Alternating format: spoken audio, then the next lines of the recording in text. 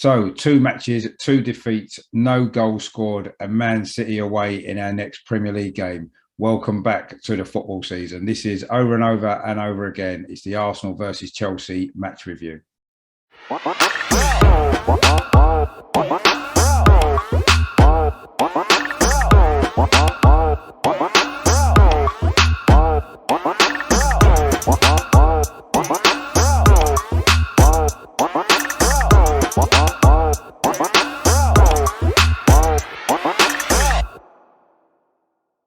Hello, my name's Richard. Welcome back to my channel over and over and over again, the Arsenal podcast. In this video, I'm going to look back on yesterday's disappointing defeat here at the Emirates against Chelsea. Of course, we wasn't really surprised by what we saw, unfortunately, and that kind of sums up where we are at the moment. Just before I get into all that, though, I just want to make sure that you are subscribing to my channel. If you do enjoy what I do, please click on the subscribe button. It is free of charge. It does help the channel to reach a larger audience. If you enjoy this video, please give it a like as well. Please share the content around. And if you've got any comments at all to make about the game yesterday, the performance, about Arteta, is he the right man for the club still, or anything else to do with Arsenal, please drop them in the box below, as I do love to hear from you guys as well.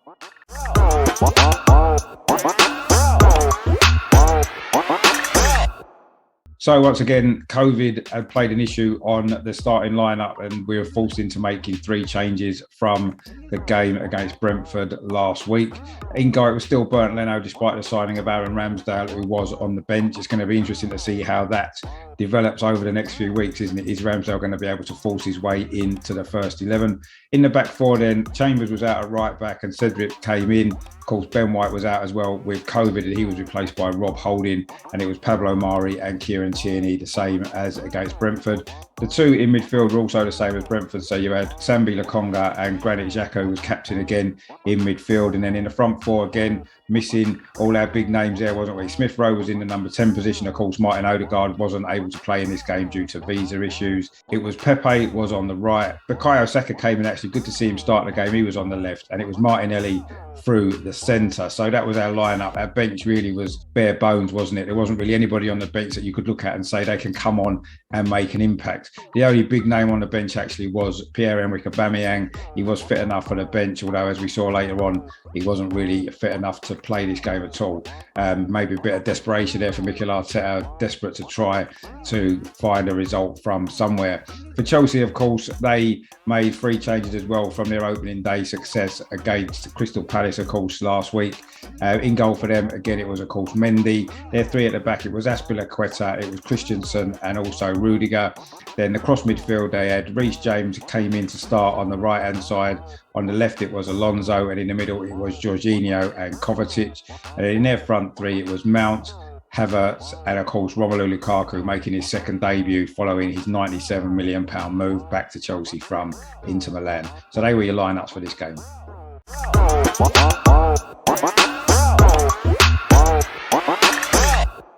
For me, this is where you have to really start questioning Mikel Arteta's tactics. You have to really question his ability to change things during a game. It was quite obvious early on what Chelsea's tactics were going to be: to get the ball into Romelu Lukaku, to hold it up, lay it off, and then spin in and get on the end of things. It was obvious that what we needed to do was stop that supply into Lukaku, but it kept on happening again and again.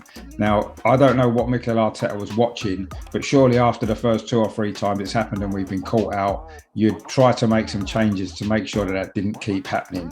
When the first goal went in, it was just such poor defending. It was ridiculous, wasn't it? It was a ball into Lukaku which wasn't cut out. Lukaku was able to turn. In the end, the ball got played out to the right-hand side to Reece James. Had acres of space. Kieran Tierney had tucked inside for some reason, and James had so much time to just roll the ball across the 6-yard box. Lukaku was far too big and strong, had much more desire than Pablo Mari, and had a simple tap-in. Now, after that goal goes in, you've got to think to yourself, right, we need to make some adjustments here. We could all see it watching the game. It was obvious what needed to happen, but it didn't.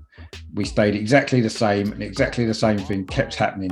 And in the end, it was the second goal was a virtual carbon copy of the first one, wasn't it? And that was just not acceptable. You cannot fall for the same things constantly during a game. You've got to be able to see these things on the side and make those necessary adjustments. There's a whole team of coaches there with Mikel Arteta. It's not just him. It's not just his eyes. He's got the eyes of his coaching staff as well. Surely somebody must have said to him, look, Mikel, this is what we're going to have to do. We need to cut this out. Of course, the second goal, I say, was exactly the same. same, a ball into Lukaku, and ended up going out again to the right-hand side to Reece James. There was far too much space. Again, Kieran Tierney was not where he needed to be. He tucked inside, and it was a good finish from Reece James for the second goal, actually, and that made it 2-0. It was just far too easy for Chelsea, wasn't it? After that, you kind of got the feeling that it was game over. We didn't look like we were going to come back into that game, did we? We didn't look like we had one goal in us, let alone two. You know, people have said, oh, the second half was better.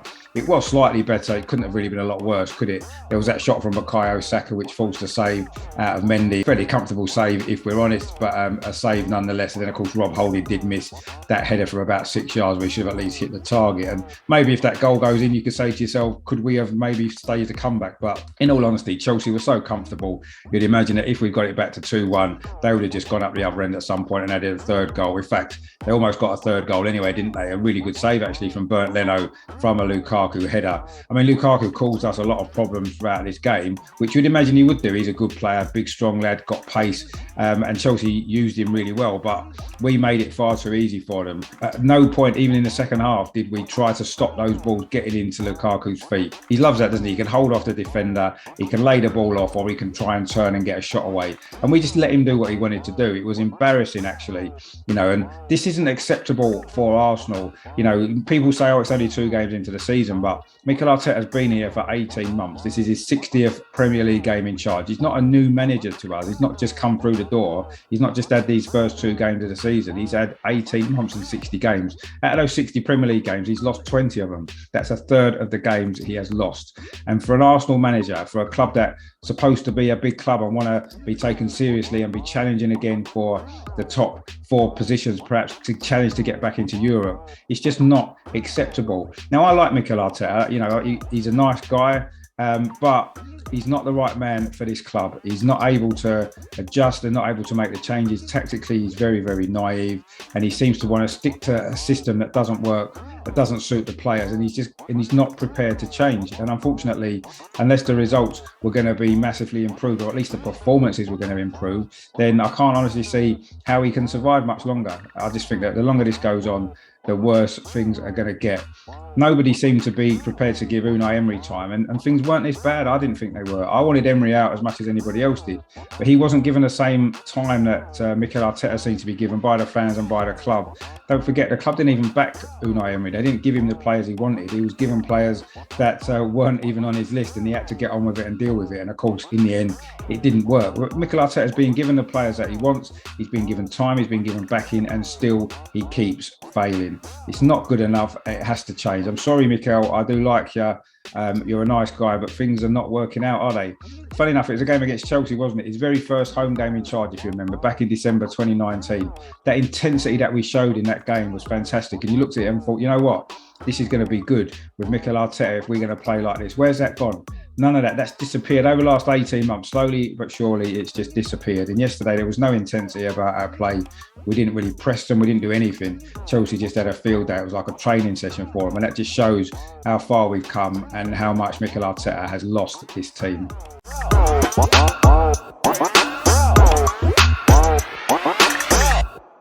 Well, again, it's really difficult, isn't it, to select a man of the match from another poor performance. Bernd Leno actually did a little bit better, didn't he? He was criticised last week, I felt rightly so. He was at fault for the 2 goals. But yesterday, I thought he had a decent enough game. He wasn't playing it out from the back too much. He looked a little bit more comfortable. He was going longer. And he did make, of course, a fantastic save, as I said, in the second half from that Lukaku header. That was a world-class save, actually. Strong left hand. Pushed it on to the crossbar. So he didn't have a bad game then overall, did he? So you've got to give him credit for that. The back 4 were just dreadful. None of them came out of this game with any credit whatsoever. Cedric at right back wasn't able to get forward enough, didn't really defend particularly well. Thought the 2 centre-backs got completely bullied by Romelu Lukaku. Pablo Mari in particular will still be having nightmares about this game for the next week, won't he? Rob Holding was maybe better of the 2, but even he was fairly poor, wasn't he? And he should have scored that header, of course, in the second half. And left back Kieran Tierney, I don't know what he was doing. Dreadful positioning for both the goals. Defending, he was terrible. He managed to get forward a few times, tried to get the ball into the box at the other end, but that was probably one of his worst games. And he didn't have a great game against Brentford defensively either, that's an issue we need to look at as well. And then, of course, he did get injured later on as well, which hasn't helped. problems, has it? In midfield, I thought Granit Xhaka didn't have his best game again, did he? He was a little bit overrun. Again, he wasn't able to take the lead in there and look at blocking those balls to Lukaku. Just wasn't doing that at all. So he didn't really have his greatest game either, did he? In the front four, Smith Rowe, at least he's trying, isn't he? He's trying to get the ball and drive at the defenders. He did it last week against Brentford. He did it again yesterday. He just needs a lot more support around him. He needs a little bit more quality around him, doesn't he? And he hasn't got it. You could see his frustration at the end, and you can't really blame him for that. Pepe, pretty anonymous again. He's not able to really stamp his authority on games, is he? He had a few nice moments. There was a good run in the first half in particular, played a couple of good balls through, but overall, he's not been consistent enough throughout the game, is he? He's drifting in and out, and that's really not good enough for what we need. Bukayo Saka, I'm not sure if he was quite 100% match fit for this game, if we're honest. It wasn't his best game, was it? Again, he had one or two nice moments, nearly scored in the second half. Could perhaps have got a penalty in the first half as well when he went down in the box under a challenge from Reece James, but he didn't really have the influence that we would have hoped for. I do think he needs a little bit more time to get his full fitness back up. And up front, Gabriel Martinelli was basically anonymous. Not totally his fault. There wasn't a lot of service to him, was there, if we're honest? But I think he's got to do a little bit more. He did work hard, run around a lot, but he didn't have any impact on this game whatsoever. So that just leaves one guy for me to be the man of the match, and it's our new midfielder. He had a good game against Brentford, and he was probably the standout performer for us yesterday. So man of the match in this game has to go to Sambi Lokonga.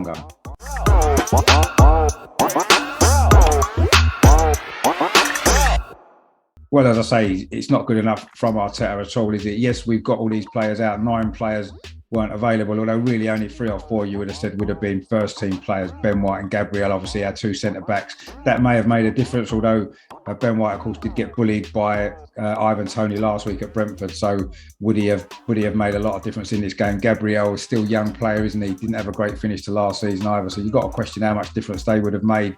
In midfield, Thomas Partey, would he have been able to cut those balls out to Lukaku? Possibly, we don't know, do we? He may have improved things slightly, and of course in the forward areas, maybe Lacazette's the only one who would have perhaps been a first team starter out of all the players that's out. So I think that's a little bit of an excuse that Arteta was using. It's a fact, obviously, but a lot of the players that are out are not players that would be featured in the first team anyway. You can see that we spent the most money in this transfer window, 129 million, and we haven't really improved the squad. Look at the bench yesterday, it was really poor. We've got players like Kolasinac on the bench who shouldn't even still be at their club, and other players who just aren't going to be playing, are they? Reece Nelson, Ainsley Maitland-Niles, they're just not getting minutes on the pitch, and it seems like Arteta just doesn't fancy them at all. Where you look at the first team not performing, you have to wonder what's going on. So it's not good enough for me. I do think now we've got a couple of big games coming up before the international break. I do think the Carabao Cup tie against West Brom on Wednesday now is a massive game for Mikel Arteta. If we get knocked out of that competition early on, bearing in mind we've got no Europe, it's one of only 2 competitions realistically we can win. That's going to really pile the pressure on him. And then if we do get a heavy beating at Manchester City at the weekend, which wouldn't surprise any of us, would it? Then you have to wonder whether he's going to survive the international break even. But I suppose at the end of the day, he still hasn't really had a chance to get all of his players in the team, all his new players as well. It'd be interesting to see exactly what difference that makes. I'm not overly confident that it's the players that's the problem. I think it's the tactics. I think it's the way we're set up, and it's Arteta's inability to be able to change things when they're not going right. So all of that put together, I can't see this manager lasting very much longer. I hope I'm wrong, and I hope he can turn it around. But he's had 18 months, he's had 60 Premier League games, and he hasn't been able to do it. You have to question whether or not he's ever going to be able to. Stay tuned to the channel because I've got lots of great stuff coming up. Obviously tomorrow it's the Tuesday show, slightly rebranded. It's going to be called the Tuesday Clinic, the Arsenal therapy session.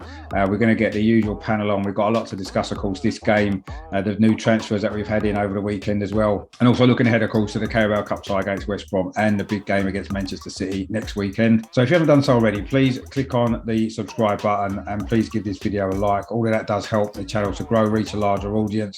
If you've got any comments at all to make about the game yesterday, about Mikel Arteta, as I said, anything else to do with Arsenal, please drop them in the box. It's great to hear what you guys think, and I will try to respond to as many of you as I can. So I'll say stay tuned to the channel. Thanks for your support. I've had a lot of new subscribers actually over the last couple of weeks since we restarted for the new season. So welcome to the channel. I hope you are enjoying what I'm doing. So don't forget the Tuesday Clinic tomorrow. It's going to be a good show. That's going to be 8:30, actually a little bit later this week because I've got something else on a bit earlier in the evening. But 8:30 that's going to be a great show, so please stay tuned for that. I will be doing a watch along of the West Brom game as well on Wednesday evening. So again, stay tuned to the channel for that. And then of course we'll be building up to the Man City game on Saturday lunchtime. So loads coming up. Please subscribe, share and like. And of course, in the meantime, as always, big week for Arsenal. Is it going to be the final week of Mikel Arteta's reign? That remains to be seen, but I certainly wouldn't be surprised if it was. Come on, Gunners! Come on.